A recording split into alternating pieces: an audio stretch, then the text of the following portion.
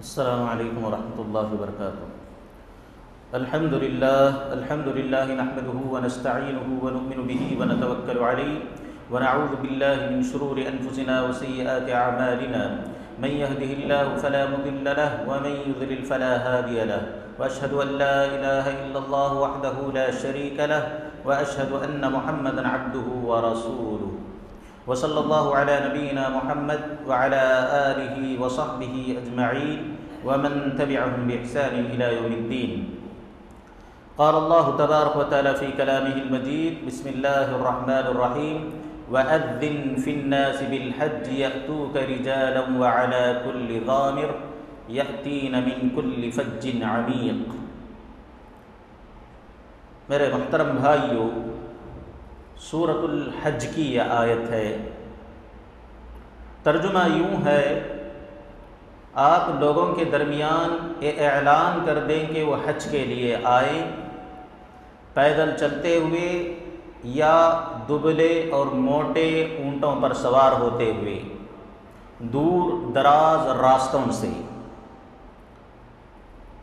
مفسرین اکرام کا کہنا ہے، جب حضرت ابراہیم علیہ السلام اور ان کے نیک بیٹے حضرت اسماعیل علیہ السلام، ان دونوں نے کعبۃ اللہ کی عمارت کو مکمل کر لیا، کعبۃ اللہ کو اچھے سے اللہ رب العالمین کے حکم سے بنا دیا۔ اس کے بعد اللہ رب العالمین سے باپ و بیٹے دونوں نے مل کر دعائیں کی، اللہ رب العالمین نے ان کی دعاؤں کو قبول بھی کیا۔ اس کے بعد اللہ نے حضرت ابراہیم کو حکم دیا کہ اے ابراہیم، میرا گھر بن کر تیار ہو گیا ہے، لہذا اب آپ لوگوں کے درمیان اعلان کریں کہ وہ حج کو آئیں، کعبۃ اللہ کے پاس آئیں، بیت اللہ کے پاس آئیں اور حج کریں۔ حضرت ابراہیم علیہ السلام نے کہا، اے اللہ، میں بڑا کمزور ہوں، میری آواز بھی اتنی بلند نہیں ہے، اور لوگ تو دنیا کے کونے کونے میں بسے ہوئے ہیں، وہاں تک میری آواز کیسے پہنچے گی؟ اللہ رب العالمین نے کہا، اے ابراہیم، آپ آواز لگائیں، اعلان کریں، آواز کو ان تک پہنچانا ہماری ذمہ داری ہے۔ لہذا حضرت ابراہیم علیہ السلام ایک پہاڑ پر چڑھے، وہاں پر کھڑے ہو کر چاروں طرف آپ نے آواز لگائی کہ اے لوگو، اللہ رب العالمین نے تم پر حج کو فرض کیا ہے، لہذا بیت اللہ کی طرف آؤ اور حج کرو۔ کہتے ہیں کہ اللہ رب العالمین نے اس آواز کو ہر اس بندے تک پہنچا دیا جس کے مقدر میں حج کرنا لکھا ہوا تھا، لہذا لوگ بیت اللہ کا حج کرنے کے لیے آنے لگے اور وہاں سے حج شروع ہوا۔ اللہ کے بندو، حج اور عمرہ ان دونوں کی بڑی فضیلت آئی ہوئی ہے۔ نبی کریم صلی اللہ علیہ وسلم نے حج اور عمرہ دونوں کی فضیلت کو بیان کرتے ہوئے کہا، اے لوگو، بار بار حج اور عمرہ کرتے رہا کرو، ایک بار نہیں بلکہ بار بار کرتے رہا کرو۔ کیوں؟ اس لیے کہ یہ ایسی عبادتیں ہیں کہ اللہ رب العالمین ان کے ذریعے سے تمہاری مفلسی کو، تمہاری فقیری اور غریبی کو مٹا دیتا ہے، اور اسی طرح اللہ رب العالمین ان عبادتوں کے ذریعے تمہارے گناہوں کو بھی مٹا دیتا ہے۔ اسی طرح وہ حدیث بھی آپ نے سنی ہوگی، نبی کریم صلی اللہ علیہ وسلم نے فرمایا، اگر کوئی بندہ حج کرتا ہے اور اپنے حج کے درمیان کوئی گناہ نہیں کرتا، کوئی فسق و فجور نہیں کرتا، کوئی ایسا ویسا کام نہیں کرتا، تو وہ حج کے بعد بالکل ایسے گناہوں سے پاک ہو جاتا ہے جیسے اس کی ماں نے اس کو ابھی جنم دیا ہو، یعنی اس کے کھاتے میں کوئی گناہ رہتے ہی نہیں ہیں۔ اسی طرح ایک اور حدیث میں نبی علیہ السلام نے فرمایا، حج مبرور جو پورے اخلاص کے ساتھ ہر گناہ سے بچتے ہوئے، ہر گناہ سے توبہ کرتے ہوئے کیا جائے، ایسے حج کا بدلہ یہ ہے کہ وہ آدمی جنت میں داخل ہو کر رہتا ہے۔ بہت بڑی فضیلتیں آئی ہوئی ہیں، لیکن آج امت مسلمہ، ہم مسلمانوں کا رجحان یہ چلا ہے کہ ہم لوگوں نے گویا حج اور عمرے کو اپنے ذہنوں سے نکال دیا ہے۔ ہمارے پاس اسلام کے صرف 4 ارکان رہ گئے ہیں: توحید، نماز، روزہ اور زکوٰۃ۔ حج اور عمرے کو بہت سارے مسلمانوں نے اپنے ذہنوں سے نکال دیا ہے، حالانکہ ان کے پاس استطاعت ہے، اللہ نے ان کو مال دے رکھا ہے، اللہ رب العالمین نے ان کو صحت دے رکھی ہے، اور وہ آرام سے مکہ کا سفر کر سکتے ہیں، پھر واپس بھی آ سکتے ہیں، بہت اچھی حالت میں ہیں، لیکن پھر بھی اللہ رب العالمین کے گھر کا دیدار نہیں کرتے، حج کے لیے نہیں جاتے، عمرہ کے لیے نہیں جاتے۔ اور جب ان سے پوچھو کیوں نہیں جاتے تو بہانہ بناتے ہوئے کہتے ہیں کہ پیسوں کی تنگی ہے۔ کس کی تنگی ہے؟ پیسوں کی تنگی ہے، پیسہ نہیں ہے۔ اللہ رب العالمین حالات کو اچھی طرح سے جانتا ہے۔ یہی لوگ جو پیسے کی تنگی کا بہانہ بناتے ہیں، جب ان کی شادیاں ہونے لگتی ہیں، ذرا دیکھو ان کی کیا حالت ہوتی ہے۔ کہتے ہیں میرے آخری بیٹے کی شادی ہے، بڑی دھوم دھام سے ہونی چاہیے، میری اکیلی بیٹی ہے، بڑے لاڑ و پیار سے پالا ہے میں نے اس کو، رخصتی کا وقت ہے، میں ایسے نہیں بیٹھوں گا، پورے گاؤں والوں کو، آزو بازو جتنے ہیں سب کو بلاؤں گا اور بڑی دھوم سے میں شادی کروں گا، 15-20 لاکھ روپے جتنا جاتا ہے جانے دو۔ اللہ کے بندو، فضول خرچی کے لیے تمہارے پاس بڑا پیسہ رکھا ہوا ہے، بڑی بڑی گاڑیاں خریدنے کے لیے، عیاشی کرنے کے لیے، شادیوں میں اڑانے کے لیے، پارٹیوں میں اڑانے کے لیے، دوستوں میں اڑانے کے لیے تمہارے پاس پیسہ ہے، لیکن اللہ کے گھر کا دیدار کرنے کے لیے تمہارے پاس پیسہ نہیں ہے۔ حقیقت میں دل کی مفلسی ہے، یہ دل کی غریبی ہے۔ اللہ نے مال تو دیا ہے لیکن دل نہیں دیا ہے۔ لہذا مسلمانوں کو چاہیے کہ اس فریضے کو اپنے سامنے رکھیں۔ بہت بڑا گناہ ہے اگر کوئی آدمی بغیر کسی وجہ کے حج یا عمرے کو ٹالتا ہے، استطاعت ہے، سب کچھ ہے، آرام سے سفر کر سکتا ہے، لیکن پھر بھی ٹال مٹول کر رہا ہے، بھول رہا ہے۔ اللہ رب العالمین جس طرح نماز کے بارے میں پوچھیں گے، روزے کے بارے میں سوال کریں گے، حج کے بارے میں بھی اللہ سوال کریں گے کہ استطاعت تھی، پیسہ بھی تھا، تندرستی بھی تھی، سفر بھی آسان تھا، کیوں نہیں کیا؟ لہذا ہر مسلمان کو چاہیے کہ سوچے میرے پاس پیسہ کتنا ہے، کیا میرے پاس میرے اوپر حج فرض ہے، میرے اخراجات پورے ہونے کے بعد کیا میرے پاس پیسہ اتنا ہے کہ میں عمرہ کر سکوں؟ اگر استطاعت ہے ضرور جائیں، اللہ رب العالمین مال میں برکت عطا کریں گے۔ اللہ کی راہ میں جتنا خرچ ہوگا، نبی علیہ الصلوۃ والسلام کی بات کبھی جھوٹی نہیں ہو سکتی۔ نبی علیہ الصلوۃ والسلام نے کہا کہ یہ فقر و فاقہ اور غریبی کو مٹاتا ہے۔ اور آپ لوگوں کو ڈر لگتا ہے کہ اگر میں حج کر لوں گا، عمرہ کر لوں گا تو غریب ہو جاؤں گا۔ نبی کہتے ہیں غریب نہیں ہوں گے انشاءاللہ، امیر بن جاؤ گے، اللہ رب العالمین مال میں برکت دیں گے۔ کیوں؟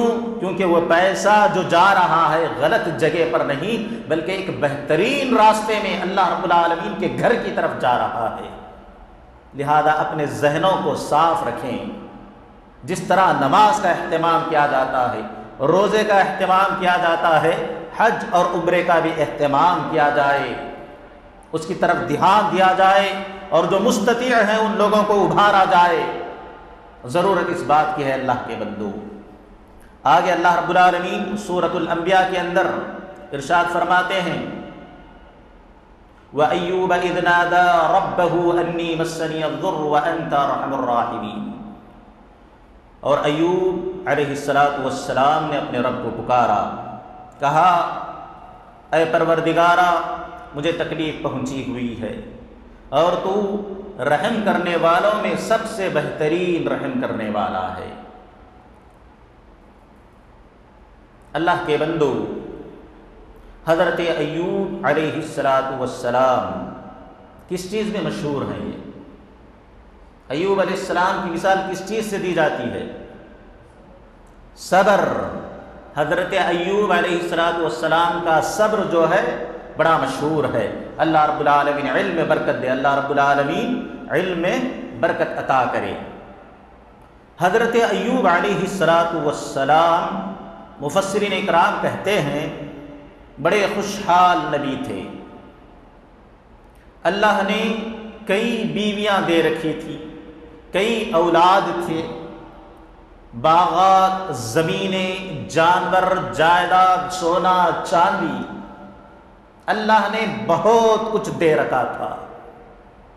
اتنا دے رکھا تھا کہ آدمی سوچ بھی نہیں سکتا تھا، اتنے بڑے مالدار، اتنے بڑے رئیس،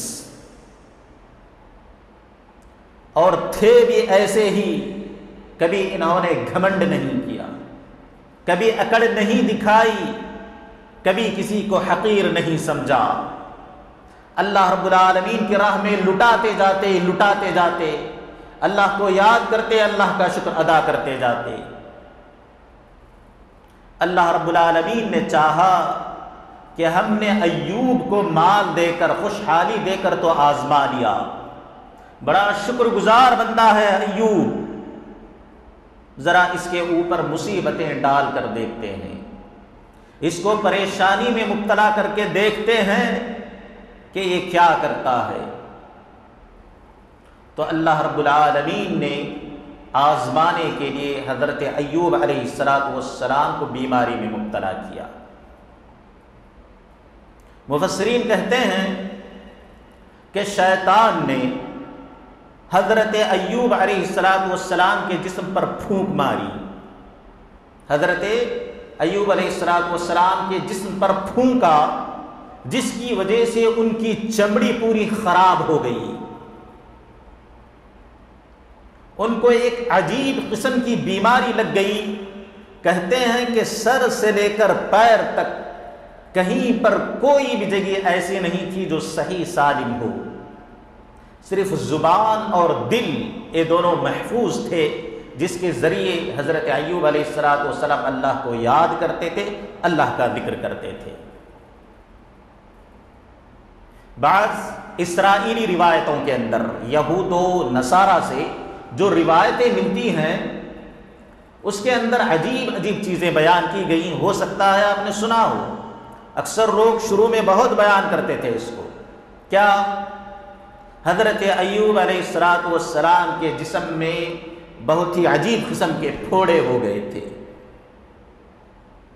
ان پھوڑوں میں پیپ آ گیا تھا، اور اسی طرح ان زخموں کے اندر یا ان پھوڑوں کے اندر کیڑے بن گئے تھے، اور جب کوئی کیڑا گرتا تو حضرت ایوب اٹھا کر پھر اس کو واپس اپنے جسم پر ڈال لیتے تھے۔ یہ سب روایتیں جو ہے یہود و نصارہ کی ہیں، ان کی کتابوں سے آئی ہوئی ہیں، اور کوئی اعتبار اور بھروسے کے قابل نہیں۔ قرآن اور حدیث ہمیں اتنا بتاتے ہیں کہ کوئی بڑی بیماری ان کو لگی تھی۔ اب وہ بیماری کس قسم کی تھی، کس انداز کی تھی، قرآن نے اس کا ذکر نہیں کیا، حدیث میں اس کی تفصیل نہیں آئی ہے۔ بہرحال یہ بیماری جب بڑھنے لگی تو ان کے گھر والوں نے، ان کے بیویوں نے، ان کے بچوں نے حضرت ایوب کو چھوڑ دیا، حضرت ایوب کو چھوڑ کر چلے گئے۔ صرف ایک بیوی جو بڑی نیک تھی، جو حضرت ایوب علیہ السلام کی احسان مند تھی، آپ کے ساتھ رکی رہی۔ اور جیسے جیسے بیماری بڑھنے لگی تو بستی والوں نے بھی دیکھا کہ ایوب کو جو ہے جلدی شفا نہیں مل رہی ہے، لہذا انہوں نے کیا کیا؟ حضرت ایوب علیہ السلام کو بستی سے باہر پھینک دیا، کہیں ان کو وہ بیماری نہ لگ جائے، اس ڈر کی وجہ سے۔ تو حضرت ایوب علیہ السلام اور ان کی وہ نیک بیوی بستی کے باہر زندگی گزارنے لگے۔ کتنے مہینے؟ اللہ اکبر، اللہ کے بندو، واقعی حضرت ایوب علیہ السلام کا صبر، اس سے نصیحت حاصل کرنے کی ضرورت ہے۔ مفسرین کہتے ہیں کسی روایت میں 13 سال کی بات آئی ہے اور ایک صحیح روایت میں 18 سال کی بات آئی ہے۔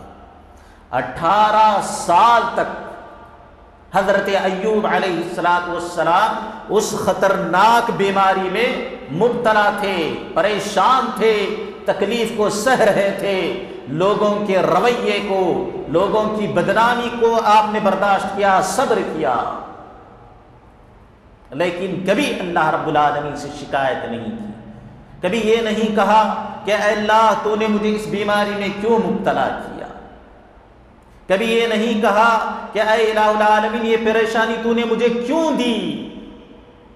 اللہ رب العالمین سے کوئی بے ادبی والے الفاظ جو اللہ رب العالمین کی شان کے خلاف ہو کبھی اپنی زبان سے نہیں نکالے، کبھی ناشکری نہیں کی، ہمیشہ اس حال میں بھی اللہ کو یاد کر رہے ہیں، اللہ کا شکر ادا کر رہے ہیں بیماری میں بھی۔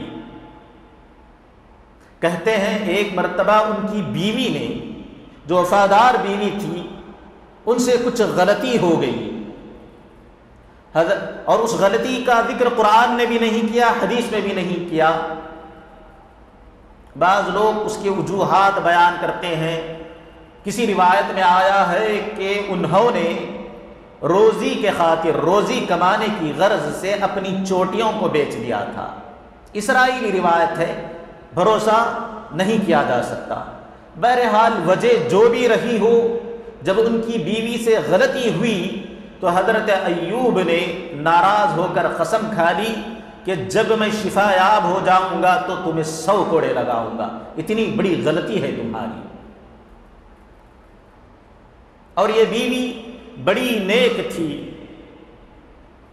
صبح سویرے حضرت ایوب علیہ السلام کی ضروریات کو پورا کر کے، ان کو پاک و صاف کر کے، ان کو کھانا کھلا کر، ان کو آرام سے لٹا کر گاؤں میں جایا کرتی تھی۔ وہاں پر محنت کر کے، لوگوں کے گھروں میں کام کر کے، کچھ کھانا اونے کا انتظام کر کے حضرت ایوب کے پاس جلدی سے پھر واپس آ جایا کرتی تھی۔ 18 سال تک یہی سلسلہ چلتا رہا۔ کہتے ہیں حضرت ایوب کے 2 دوست تھے جو کبھی کبھی عیادت کے خاطر حضرت ایوب کے پاس آتے جاتے رہتے تھے۔ ایک مرتبہ ان 2 ساتھیوں میں سے ایک ساتھی نے اپنے دوست سے کہا، مجھے لگتا ہے کہ ایوب جو اس بیماری میں مبتلا ہوا ہے، جہاں تک میرا خیال ہے ایوب نے کوئی بڑی غلطی کی ہوگی، کوئی بڑا گناہ کیا ہوگا جس کی بنا پر اللہ ناراض ہو کر اس کو اس بیماری میں مبتلا کیے ہوئے ہیں، اور جلدی شفا بھی نہیں دے رہے، اتنے سال سے وہ بیمار پڑا ہوا ہے۔ تو اس کے دوسرے ساتھی کو یہ بات بڑی بری لگی کہ حضرت ایوب کے بارے میں اپنا ساتھی ایسا سوچ رہا ہے، لہذا جب وہ ایوب کے پاس پہنچے تو انہوں نے اپنے اس ساتھی کی بات کو ان کے سامنے رکھا۔ تو ایوب علیہ السلام نے کہا کہ میرا یہ دوست کیا کہہ رہا ہے مجھے نہیں معلوم، لیکن میرا اللہ میرے ظاہر کو بھی جانتا ہے، جو چیزیں میں چھپاتا ہوں اس کو بھی اچھی طریقے سے جانتا ہے، اور جہاں تک مجھے امید ہے کہ میں نے اپنی خوشحالی والی زندگی میں کبھی بھی اللہ رب العالمین کو ناراض نہیں کیا، اللہ رب العالمین کی نافرمانی نہیں کی۔ اس کے بعد وہ دونوں ساتھی چلے گئے۔ حضرت ایوب علیہ السلام کو ان کی اس بات سے بڑی تکلیف ہوئی کہ ان پر کیا کیا طرح کے الزام لگائے جا رہے ہیں، لہذا انہوں نے بڑے درد کے ساتھ، بڑی ادب کے ساتھ اللہ رب العالمین کو پکارتے ہوئے کہا، انی مسنی الضر وانت ارحم الراحمین، اے پروردگارا مجھے بیماری لگی ہوئی ہے، اے اللہ مجھے تکلیف پہنچی ہوئی ہے، اور تو رحم کرنے والوں میں سب سے بڑا رحم کرنے والا ہے۔ اتنے ہی الفاظ تھے، کوئی شکوے نہیں، کوئی گلا نہیں، کوئی لمبی دعا نہیں کہ اے اللہ میں اتنے سال سے برداشت کر رہا ہوں، صبر کر رہا ہوں، اے اللہ ایسا ویسا کچھ نہیں۔ بڑے ادب کے ساتھ، بڑے اطمینان کے ساتھ اللہ رب العالمین کو پکارا، اللہ رب العالمین کو رحم آیا، اللہ رب العالمین کو رحم آیا۔ اللہ رب العالمین نے حضرت ایوب علیہ السلام کو حکم دیا کہ اے ایوب اپنے پیر کو زمین پر مارو۔ حضرت ایوب نے اپنی ایڑی جب زمین پر ماری، وہاں سے چشمہ ابل پڑا، ٹھنڈے پانی کا چشمہ۔ اللہ نے حکم دیا اے ایوب اس پانی کو پیو اور اس سے غسل کرو۔ جب ایوب علیہ السلام نے اس پانی کو پیا تو اندر کی جتنی بیماری تھی وہ ختم ہو گئی۔ پھر اس کے بعد جب غسل کرنے لگے تو اوپر سے جتنی بیماری تھی وہ بھی ختم ہونے لگی۔ پھر اس کے بعد اللہ رب العالمین نے اسی درمیان میں ان کے اوپر سونے کی ٹڈیوں کی بارش کر دی۔ سونے کے جو چڈے آتے ہیں ان چڈوں کو اللہ رب العالمین نے حضرت ایوب پر برسایا۔ حضرت ایوب نے اللہ رب العالمین کا شکر ادا کرتے ہوئے ان ٹڈیوں کو سمیٹنا شروع کیا، سمیٹ لیا۔ اور ان کی یہ بیوی جو گاؤں میں گئی ہوئی تھی، جب واپس آئی دیکھا کہ یہاں پر کوئی خوبصورت سا آدمی کھڑا ہوا ہے۔ حضرت ایوب کہنے لگی اللہ کے بندے، یہاں پر اس بستر پر ایک بیمار سا آدمی تھا، بہت بیمار دبلا پتلا سا آدمی تھا، آپ نے اس کو دیکھا ہے، شکل و سیرت سے تمہاری طرح ملتا جلتا ہے، لیکن یہاں پر پڑا ہوا تھا۔ کہتے ہیں ان کی بیوی نے سمجھا کہ گاؤں کے باہر رہتے ہیں، کہیں ایسا نہ ہوا ہو کہ اس بیمار آدمی کو ایوب کو بھیڑیوں نے یا جنگلی درندوں نے لے کر کھا لیا ہو۔ اسی لیے فوراً پریشان ہو کر گھبرا کر پوچھنے لگی کہ یہاں ایک بیمار سا آدمی تھا، وہ کہاں چلا گیا؟ تو انہوں نے تسلی دیتے ہوئے کہا کہ گھبراؤ نہیں، ایوب میں ہی ہوں۔ کہنے لگی مجھ سے مذاق مت کرو، پہلے سے بہت پریشان ہوں، مصیبتوں کی ماری ہوئی ہوں، میرا شوہر بھی بیمار ہے، مجھ سے مذاق مت کرو، اللہ کے واسطے بتاؤ کہیں اس کو دیکھا بھی ہے۔ حضرت ایوب نے دلاسا دلایا اور یقین دلایا کہ اللہ رب العالمین نے میرے اوپر ایسی مہربانی کی ہے اور میں شفا یاب ہو گیا ہوں اور پہلے سے بہتر ہو گیا ہوں۔ اس کے بعد اللہ رب العالمین کہتے ہیں وَآتَيْنَاهُ أَهْلَهُ وَمِثْلَهُمْ مَعَهُمْ، ہم نے کیا کیا؟ حضرت ایوب علیہ السلام کے رشتہ داروں کو جو چھوڑ کر چلے گئے تھے واپس لوٹا دیا۔ وَمِثْلَهُمْ مَعَهُمْ، اور ان کی اولاد میں ہم نے برکت دی، بہت زیادہ اولاد ان کی بڑی، اور اسی طرح جو ان کا سب کچھ تباہ ہو گیا تھا، برباد ہو گیا تھا، ان کی زمینیں، ان کی جائیداد، سونا چاندی، جتنا ان کا ختم ہو گیا تھا اس سے بھی زیادہ ہم نے ان کو عطا کیا۔ رحمتم من عندنا، ہماری طرف سے رحمت ہے اس کے لیے، وذکریٰ للعابدین، اور دوسرے عبادت کرنے والوں کے لیے نصیحت ہے۔ جب حضرت ایوب علیہ السلام شفا یاب ہو گئے، اللہ نے سب کچھ دے دیا، پہلے سے بہتر انداز میں اور پہلے سے زیادہ دے دیا۔ اب انہوں نے قسم کھائی تھی، کیا کھائی تھی؟ کہ جب میں اچھا ہو جاؤں گا تو تمہاری غلطی پر تمہیں 100 کوڑے ماروں گا۔ حضرت ایوب پریشان ہوئے کہ اتنی نیک بیوی، اتنی وفادار بیوی جس نے 18 سال تک میرا ساتھ نہیں چھوڑا، ایسی مصیبت میں اس نے میری خدمت کی، میرا خیال رکھا، میری صفائی کا خیال رکھا، بھلا اس کو کوڑے کیسے ماروں؟ ایک طرف قسم ہے جو پوری کرنی ہے اور دوسری طرف وفادار بیوی ہے، پریشان تھے۔ تو اللہ رب العالمین نے کہا اے ایوب اپنی قسم کو پورا کرو، اور اللہ نے طریقہ بتاتے ہوئے کہا گھبرانے کی ضرورت نہیں، 100 تنکے لینا، 100 کاڑیاں لینا اور ان کا ایک گھٹا بنا کر جھاڑو کی طرح اپنی بیوی کو ایک ہلکی سی مار دینا، یہ اللہ رب العالمین کی طرف سے خاص رحمت تھی اس نیک بیوی کے لیے۔ بہرحال اللہ کے بندو، نصیحت یہ ہے، ہم کو سمجھنا یہ ہے کہ کتنی بھی بڑی مصیبت ہو اس کو دور کرنے والی ذات اللہ رب العالمین کی ہے، لیکن ہمارا عقیدہ اللہ رب العالمین کے اوپر جیسے ہونا چاہیے تھا ویسا نہیں نظر آتا۔ ہمارے بہت سارے بھائی کیا کرتے ہیں، اگر ان کے بیٹے کی طبیعت خراب ہو جائے، اگر ان کی بیوی ہاسپٹل میں ایڈمٹ ہو جائے، اگر ان کی ماں کی طبیعت خراب ہو جائے، گھر کے بازو میں مسجد ہوتی ہے، اللہ کے دربار میں آنے کے بجائے درگاہوں میں مزاروں پر جا جا کر اپنے آپ کو ذلیل کرتے ہیں۔ ذرا قرآن پڑھو، اللہ رب العالمین سمجھائیں گے تمہیں کہ بڑی سی بڑی مصیبت کو دور کرنے والا، مریضوں کو شفا دینے والا، بے اولاد لوگوں کو اولاد دینے والی ذات کون سی ہے، تمہیں سمجھ میں آئے گی۔ میرے محترم بھائیو، اللہ رب العالمین کہتے ہیں وَقَالَ رَبُّكُمُ ادْعُونِي أَسْتَجِبْ لَكُمْ۔ اللہ رب العالمین تمہارا رب کہتا ہے ادعونی، مجھے پکارو، استجب لکم، میں تمہاری دعاؤں کو سنتا ہوں۔ اور ایک دوسری جگہ اللہ نے کہا وَإِذَا سَأَلَكَ عِبَادِي عَنِّي فَإِنِّي قَرِيبٌ، اے نبی اگر یہ لوگ میری ذات کے تعلق سے سوال کریں کہ اللہ رب العالمین کہاں ہے، فَإِنِّي قَرِيبٌ، کہہ دو کہ میں بہت زیادہ قریب ہوں۔ اجیب دعوت الداعی اذا دعانی، اگر کوئی پکارنے والا جب مجھے پکارتا ہے، دعا کرتا ہے تو میں اس کی دعا کو قبول کرتا ہوں۔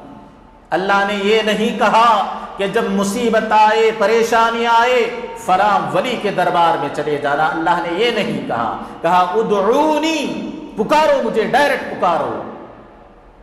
اور یہاں پر غور کرنے والوں کے لیے ایک بڑی پیچیدہ بات ہے۔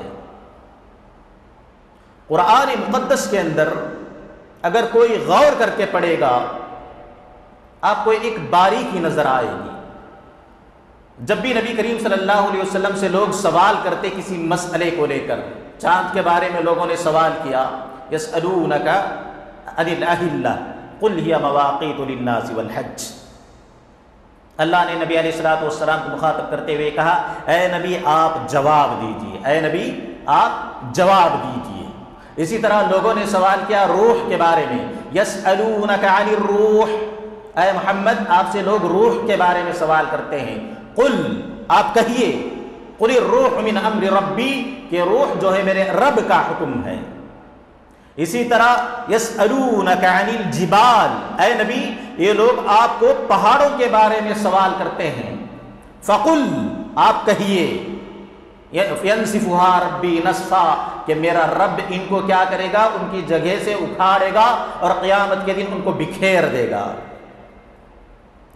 جب بھی نبی کریم صلی اللہ علیہ وسلم سے کسی چیز کا سوال کیا گیا، کوئی مسئلہ پوچھا گیا، تو اللہ نے کہا اے نبی آپ جواب دیجئے، اے نبی آپ جواب دیجئے، اے نبی آپ ان کو بتائیے۔ لیکن جب سوال اللہ رب العالمین کی ذات کے بارے میں ہوا، وَإِذَا سَأَلَكَ عِبَادِي، اے نبی جب بندے میرے تعلق سے سوال کریں تو اللہ نے یہ نہیں کہا کہ اے نبی آپ جواب دیجئے۔ اللہ نے جواب دینے کی ذمہ داری نبی کو نہیں دی، خود ہی جواب دیتے ہوئے کہا فَإِنِّي قَرِيب، میں قریب، نبی کو بیچ میں نہیں لایا۔ یہاں سمجھنے کی بات ہے، کیوں وسیلوں کے پیچھے، واسطوں کے پیچھے بھاگتے ہو؟ اللہ رب العالمین اتنا قریب ہے کہ تمہارے دلوں کی آہ کو، تمہارے دل کے دکھ کو بھی تمہارے زبان پہ آنے سے پہلے سمجھ جاتا ہے۔ اور بڑا تعجب ہوتا ہے لوگوں پر کہ اللہ رب العالمین کی عظمت دیکھیں، اللہ رب العالمین کی مہربانی دیکھیں کہ وہ ہر روز رات میں ہماری دعائیں سننے کے لیے، ہماری مصیبتوں کو دور کرنے کے لیے، ہماری پریشانیوں کو دور کرنے کے لیے کہاں آتا ہے؟ آسمانی دنیا میں پہلے آسمان پر آ جاتا ہے۔ تاکہ ہماری دعائیں سنے، ہماری پریشانیوں کو دور کرے، اور آواز بھی لگاتا ہے کہ ہے کوئی جو مجھ سے دعا کرے اور میں اس کی دعا کو قبول کروں، ہے کوئی پریشان جو اپنی پریشانی میرے سامنے رکھے میں اس کی پریشانی کو دور کروں، ہے کوئی گنہگار جو اپنے گناہوں کی معافی مانگے اور میں اس کو بخش دوں۔ لیکن ہم ہیں کہ اپنے بستر سے اٹھ نہیں سکتے، اللہ رب العالمین سے مانگنے کے لیے اپنا بستر چھوڑ نہیں سکتے۔ اللہ آسمانی دنیا پر آ رہا ہے، ہم 2 قدم آگے نہیں آ سکتے۔ بتاؤ غلطی کس کی طرف سے ہے؟ تساہل، غفلت کس کی طرف سے ہے؟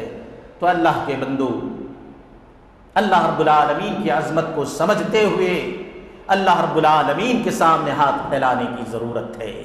یہ درگاہوں میں مدفون حضرات، یہ مزاروں کے اندر جو دفن ہوئے ہیں، اللہ کی قسم قیامت تک پکارتے رہو، ان کو جواب نہیں آنے والا۔